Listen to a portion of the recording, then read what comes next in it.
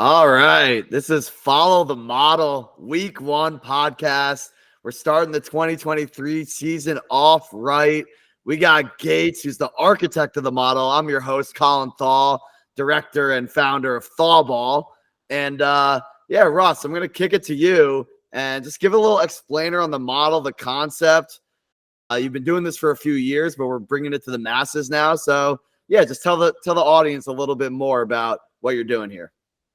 The famous model. All right, I'll get into the science behind it a little bit. So basically the reason why I started it is I felt like a lot of times positions like offensive line, defensive line, cornerback, what have you, a lot of the guys that aren't traditional stars that, people know about for fantasy football, a lot of these guys are just like their impact isn't properly accounted for.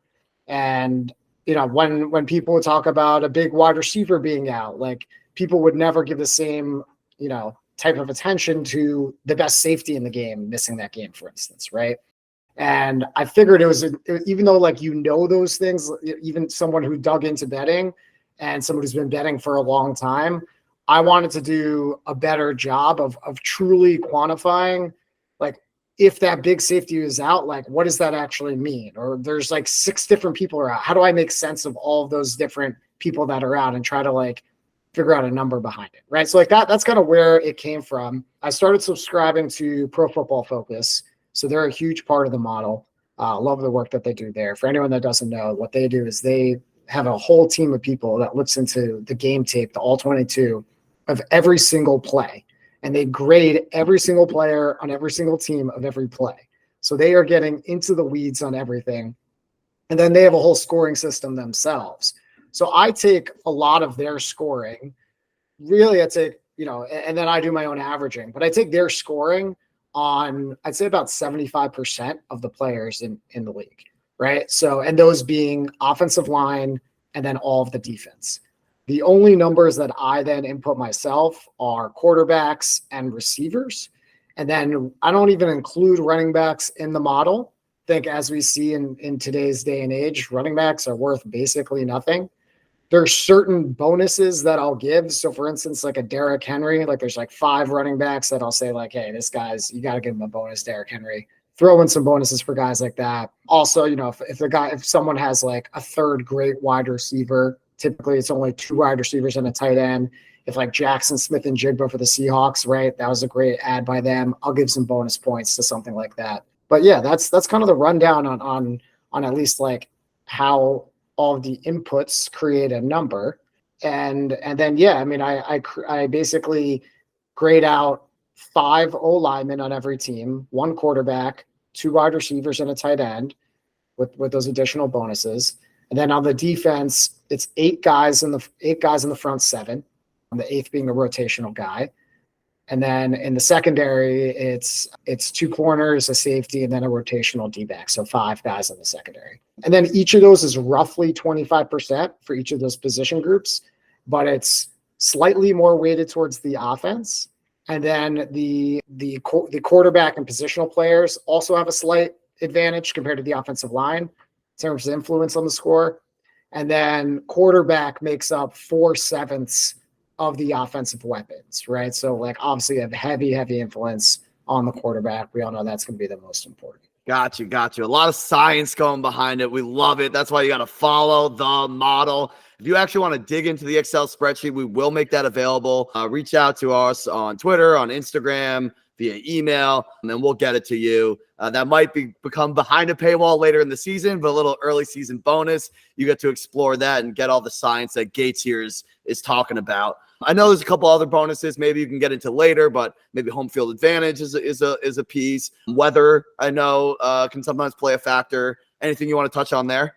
Yeah, really for bonuses, I think it's really if a guy's out, right? Let's say the left tackle's out, I'll obviously fill in who the new left tackle is going to be, but I'll also give a little subtraction just because the depth is affected there, right? So if 3 O-linemen are out, that's going to then be, usually it's minus 0.25, whatever. That doesn't matter to people listening, but it basically adds up in terms of the point total, right? The more guys that are out, the worse the depth is going to be. That's going to hurt the team. So That's the biggest one. And then typical home field advantage, I use 1.5 points to the spread, right? Based on whoever's home.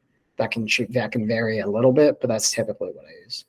Nice. And that's, I think, a little lower than what most people assume Vegas uses. So that's an interesting little tweak of the model there. And you've seen great success with that. So that's why you got to follow. And let's move into the scheduling portion. This is an intro pod. The future ones will definitely be shorter, more concise. We'll hop right into the games. But we want everyone to know your schedule and when to expect everything. So this pod is going to run Friday mornings. It's going to be a little bit outdated based on the model email that comes on Fridays, but let's just start beginning of the week, Sunday night after the games, and go from there.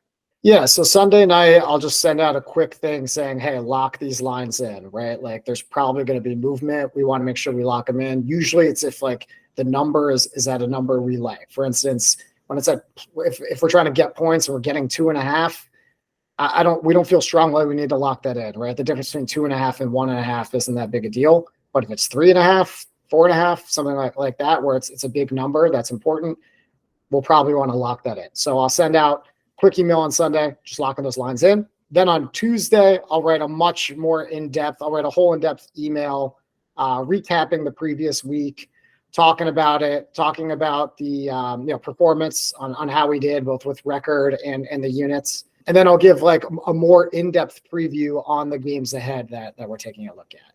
And then finally, as updates change during the week with injuries, more information comes out. Injuries are so huge to the model, and so much of our success is baked into knowing who's playing and who's not, right? So that's a huge part of this. So then Friday will be a full preview for that upcoming week and the games that we're targeting, but like what injuries we still have an eye on. And then because the inactives report doesn't come out till like an hour and a half before the games, we'll then just send the quick, here are the plays an hour before game time. So 12 o'clock for the ones, 3 o'clock for the fours, and 7 o'clock for the Sunday night game.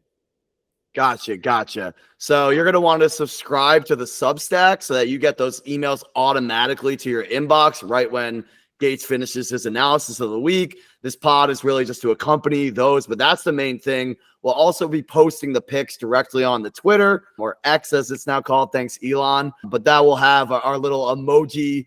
What do you call emoji by units that help you decide how many units to put on each game. And that's also really strong to follow. A lot of people in betting really go through, they don't have a set system, right? So it's all feel. It's like, all right, this game I'm going to throw $100 on. This game I'm going to throw $20 on.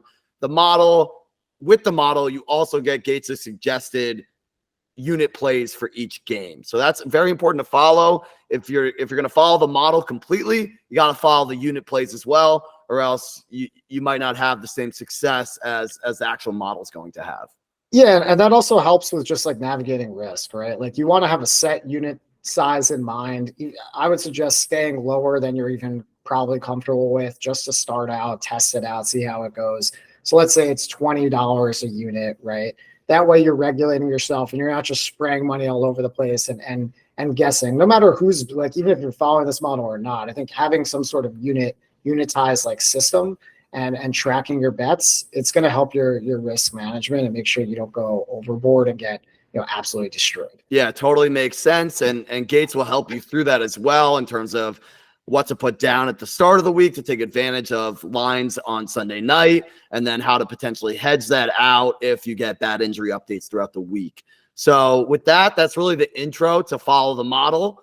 And we're going to cut this out and make this its own standalone. So if you ever need a primer back on kind of the science behind the model or the scheduling, we'll have this always as a standalone pod that you can always find and save